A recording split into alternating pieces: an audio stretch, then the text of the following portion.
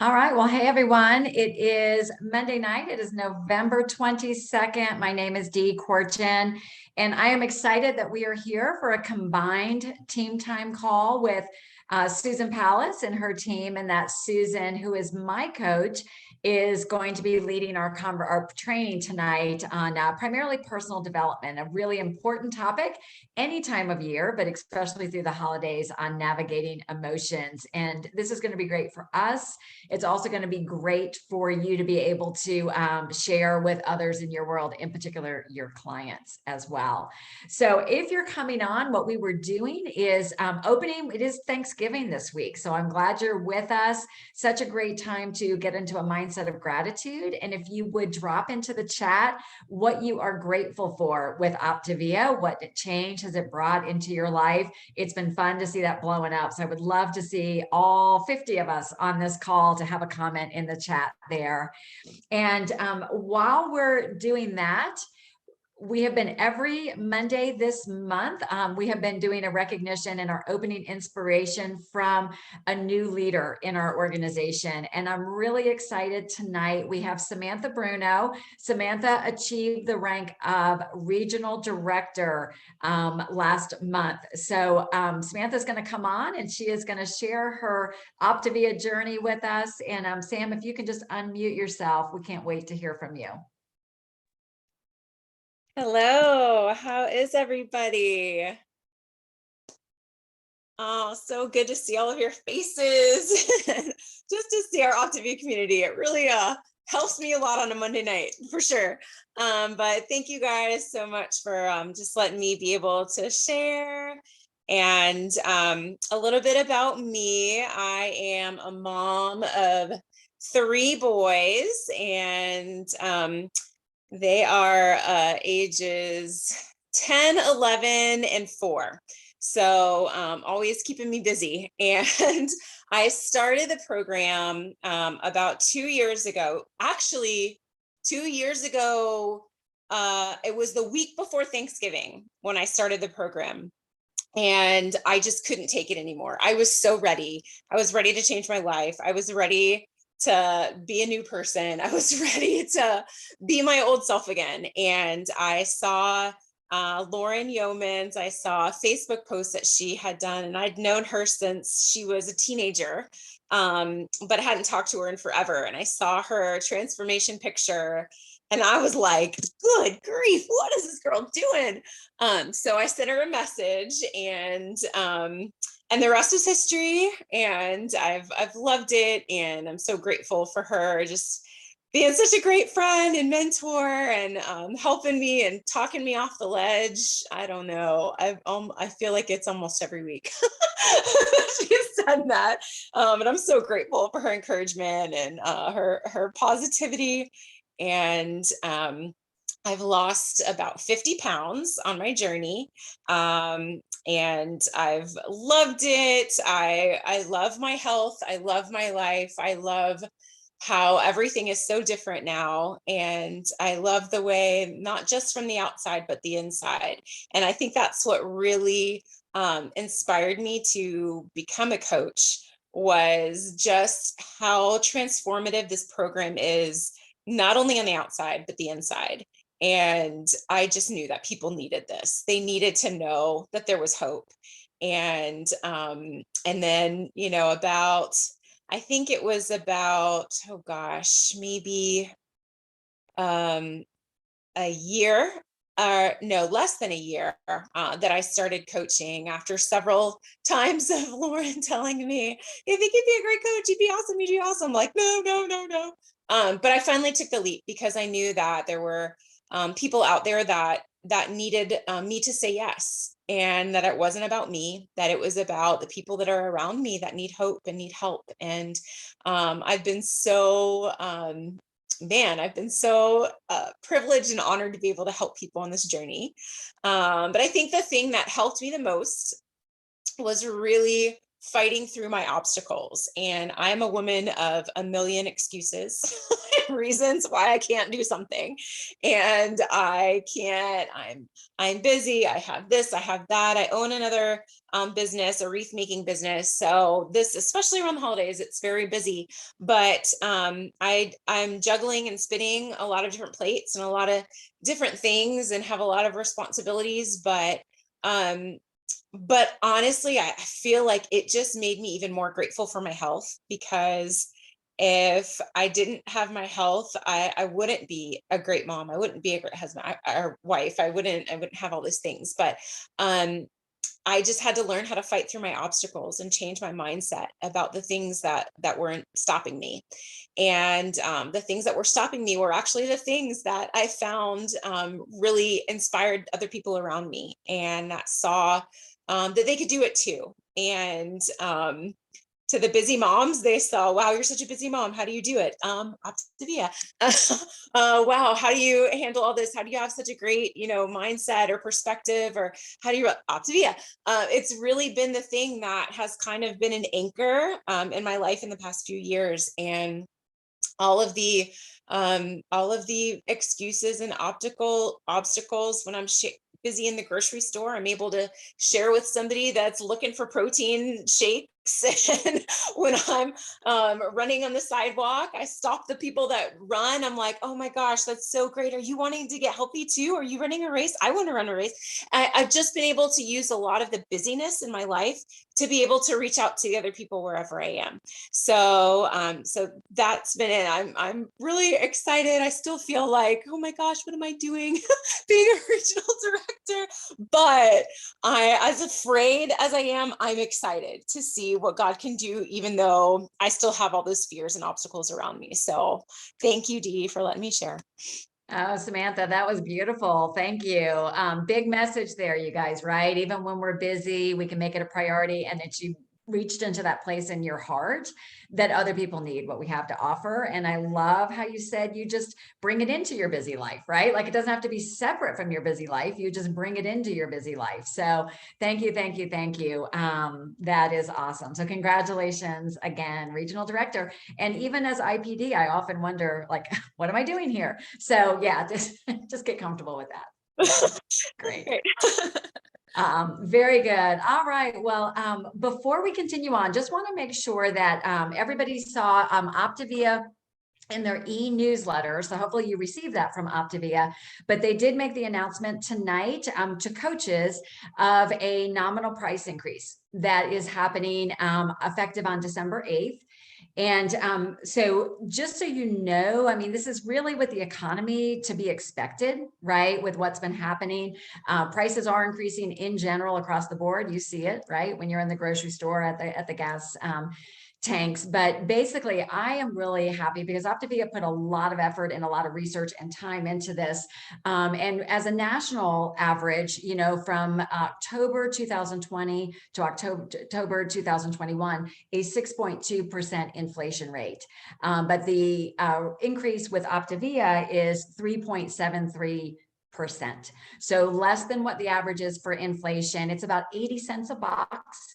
And we were doing the math today, playing around with it. And the kit will increase to $428.20 will be the price of that. It's an increase of 47 cents a day for a client, from a new client. So it should be, I think, pretty much a non-issue. Most people are aware of what's happening. Talk to your coach if you have any concerns about it. Your clients will be notified. Anybody that has an order that has ordered within the past 3 months will be notified on December 1st of that. And their 4 and 7 day notices will also mention the price increase as well. So they're doing a great job with communication. So hopefully that didn't trigger any emotions for you as we're turning this over to Susan Pallas. But as I said, I'm really happy. Susan is just such a master in the way that she connects with people and helps people process their thoughts and their emotions. And Susan delivered this at our most recent regional training, and we wanted to make sure that all of us got to experience it. So Susan, I'm going to let you take it from here. Awesome, Dee. Thank you so much. And well, I'm excited to share this because navigating emotions during the holidays, well, understanding feelings in general was not my language. Anybody who is, kind of a dieter and uses food a lot, or as a shopper, or as a doer, kind of avoids our emotions. And I don't know why it is that we were conditioned to, I don't know if did anyone, ever got told, I'll give you something to cry about. Like we weren't allowed to cry or do anything. So for a lot of us, this is new. So I'm really excited to share this with y'all today because it's meant a lot for me and my growth. So I'm going to share my screen. And let's go here and let me just pull it up. And let me play. How do we do this? Let's see. Where's that thing that you can do? Slideshow. I hope I can advance this. I'm gonna be like Dr. A and like it not advance completely. So navigating the emotions through the holidays. Can we put a, one in the chat if anyone has any emotions coming up for you, through the holidays, the to-do list, mile long, Susan, you can just hit play from start in the upper left-hand corner and that will open it up. Thank you, Dee. There you go. Awesome. All right. So let's get going here. So what is it? Let me see. Will that go? All right. So we're prepared, right? And we feel really strong. We've got our to-do list. We know what we're going to have. And this is how we feel. And we're really ready to go. But then how do we actually feel? And I don't know about any bit but you, but, I'm all prepared. And then I got a text from my sister last night, throws a wrench in everything and it hooks me.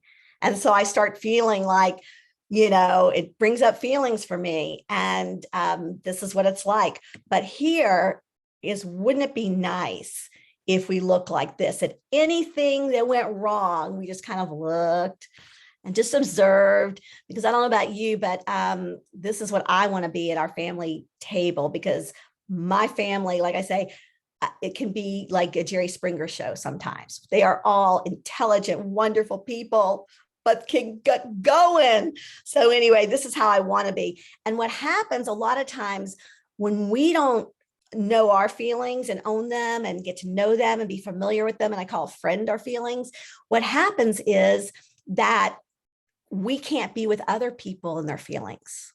So how many of you are a fixer and it's really uncomfortable for your clients to be in pain or uncomfortable, or everybody else? So I can jump in there and want to fix everything and not want people to experience their own emotions. So it's really important. So why are feelings important? And it makes us human. We are human beings and we're biologically programmed to feel emotions. It was just conditioned out of us that we got somehow weird about feelings and we didn't know them very well. Our health, that it is, Dr. A says that suppressing and regurgitating our feelings and recycling our feelings, he calls it, is as dangerous as smoking a pack of cigarettes a day. I mean, that's as crazy for our health. And I think that's going to be a big growth area in the coming future. And also we honor our bodies and ourselves as humans through feeling our feelings fully and completely and learning to friend them. And what I mean by that is we digest, when we eat, we eliminate, we don't just keep it in. Some of us do for a couple of days and it feels really uncomfortable. And when we breathe, we don't just breathe in and not breathe out. Feelings are a natural rhythm in our bodies and we want to honor them, because here's what happens if we don't. What happens is that if we don't let those feelings come and go, they can harden into moods and a way of being. So anger, if we don't express our anger, and deal with our anger, it becomes bitterness. Fear, when it's watered down, becomes anxiety. Sadness, not fully felt, becomes apathy over time. And then grief becomes depression. So how are we going to learn to feel these feelings? So I'm going to take us through an exercise later and just start to understand feelings and what to do about them and how to feel them in our bodies. So I love this word navigating because we know that we're exploring. So there is going to be rough waters. Are you prepared? I'm going to show you some things tonight. Do you have a plan? So here are some common things that happen when we fear our feelings and we don't want to go there. We don't want to feel them. Some common things that we'll do instead: nonstop tasking. Even have a to-do list, even a to-doer, emotional eating, obsessive thinking, telling the story. So for me, when I got that text from my sister, I had a reaction. And the obsessive thinking first. And then this morning I was telling my husband and I showed him the text and he didn't see anything wrong with it. Of course, because it was I was telling a story about something and I knew I wanted to ask him because I knew my reaction wasn't, I've learned to recognize and to learn to recognize when you start doing some things. Shallow breathing, I was holding physical tension. I was obsessive thinking about it. Start to see when you're doing that. And it just means you haven't dealt with a feeling. There's something else for you to understand. And it's usually, as my husband was talking to me, I discovered it was more about me and it had nothing to do with her. All right, so learning a new language, what are we going to do? Start with the ABCs. So learning the language of feelings. And the first thing is, what am I feeling? So that was really hard. Even my sister was like, what am I feeling? Well, I'm just, I'm telling you guys what this was she made reservations to a restaurant without asking me. Okay, is anybody that petty? Please come on. I mean, right? But it's these little tiny things. And as I saw as my husband said, he didn't even see that. It was like something totally different. So what was I feeling? And it's not about her. Where am I feeling it in my body? So we're going to go through an exercise where you're going to just start locating where we're feeling it in our body. And then what's my pattern? What do I do? For me, I have a little rant in my head that shows me I'm not addressing my feelings. And then we're going to breathe. We're going to, breathe into it. And then we're going to be with our feelings. Okay, so let's just do something real quick about breathing. When we inhale, when we exhale longer than we inhale, we are going to activate the parasympathetic nervous system. What that means is the relaxation response in our body. So let's just do it right now. Take a deep breath in and then exhale, if you can, a little bit longer than your inhale. You can do it through your nose or mouth. So just by conscious, and we'll do more of it in just a minute, but just by conscious breathing alone, we take it out of our head. We take it out of our head and into our bodies. And so, and the other thing we're going to ask yourself, can I be with this? Can I be with being uncomfortable? Can I be with not knowing what to do? Can I be with being petty?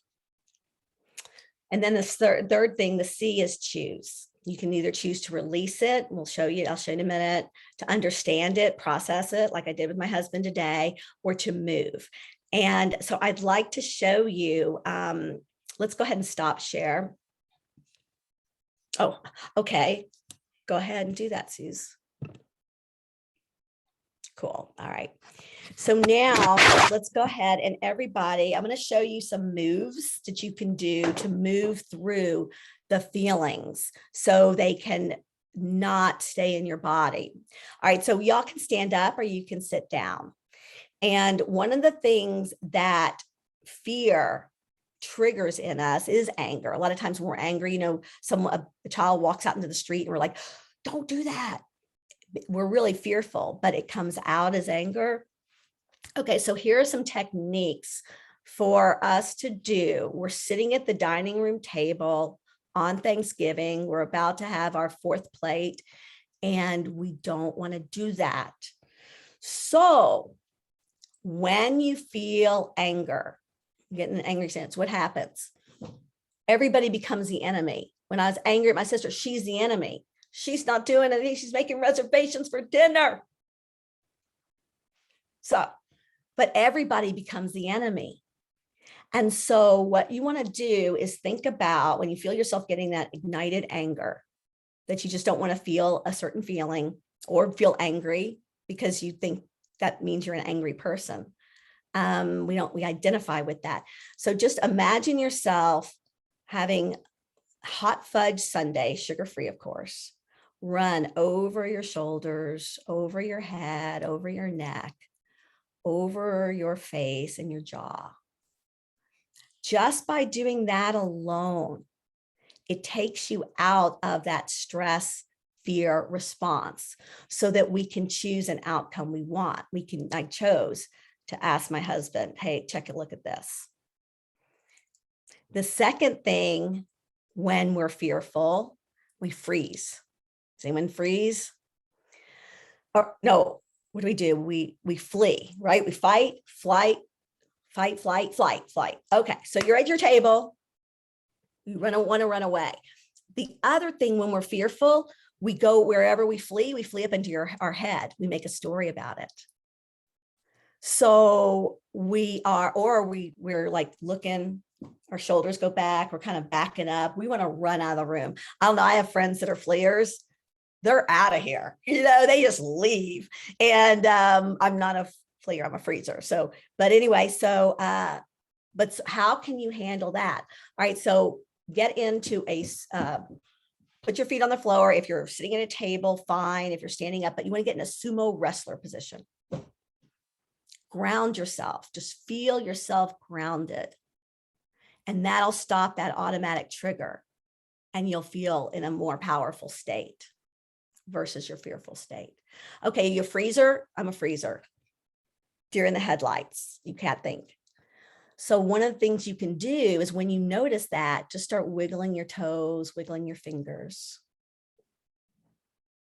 And just find yourself relaxing, thawing that out. And then the other way that sometimes we get into fear is we faint. And it's not like you fall down, but you kind of get, you're not stupid, but kind of stupid. Like you can't think of what you're going to say. You just kind of go blank. And what you can do in that sense to move through it is you can just ground your legs into the seat, ground your feet into the floor, and really reach down deep into the floor. So you're really anchored, you're solid, you're connected. Okay, so those are ways that you can move through fears that you have, uncomfortable feelings. But let's go ahead and I'm going to take you through an exercise to show what feelings feel like in your body. So just get comfortable. We'll be here about 3 or 4 minutes. In your chair, you can close your eyes, you can keep them open. Taking a deep breath in and breathe out through your nose or your mouth. Breathing in and breathing out. Feeling your hot fudge sundae rolling down or syrup down your shoulders and your back. Grounding your feet into the ground, grounding your thighs into the ground, into your seat. Just breathing deeply and relaxing completely. Inhale and exhale. And now I want you to close your eyes is a little better if you haven't done so already, but I want you to imagine you're taking a section of a lemon, a little quarter of a lemon, and you're biting into this lemon. Imagine yourself biting into a lemon. Notice how your mouth starts to salivate. So just thinking a thought, just imagining something, your body doesn't know what's real or imagined. So the thoughts we think bring up sensations, physiological sensations in our body. So now I want you to think of a time in your life or a person or a place that has made you angry. The price increase.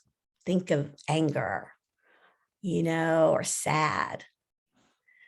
When you think of the word anger. Now, when you think that, a time when you felt it, do you feel a sensation in your body? Yeah, give me a nod in your head if you feel a sensation in your body. It might be a tightness in your chest. It might be something in your gut. That's what a feeling feels like. And if you can stay with that for about 90 seconds, it will just dissipate. The problem is we want to go up into our head about it. We're going to tell the story about it, not feel the sensation of anger. And once we move that anger through our body, our immune system is better. We're not suppressing it. We're not overeating because of it. We can be with that sensation. And then it'll dissipate. It's just energy. It's just a feeling. So now I want you to, we're not going to stay for 90 seconds, but I want you to etch a sketch. Shake it out, shake it out. And now I want you to think of a time in your life or a person or a place, an animal, a pet that makes you feel loved and warm and secure and happy. Now, when you think of that, do you feel a sensation in your body, a different one? Just give me a nod, head nod if you do. And feel expansive and wonderful and warm. And so knowing you have a couple of things that you can think about instantaneously that'll make you feel this way. And this increases our immune response. This puts us in a powerful state of rest and relaxation. And then we can act differently. And we can, when we know how to, and you can go ahead and open your eyes, but the more time you can spend in that joyful state, the better. And you really can't experience that expansive feeling without understanding the contractive feelings too. So, share on screen again.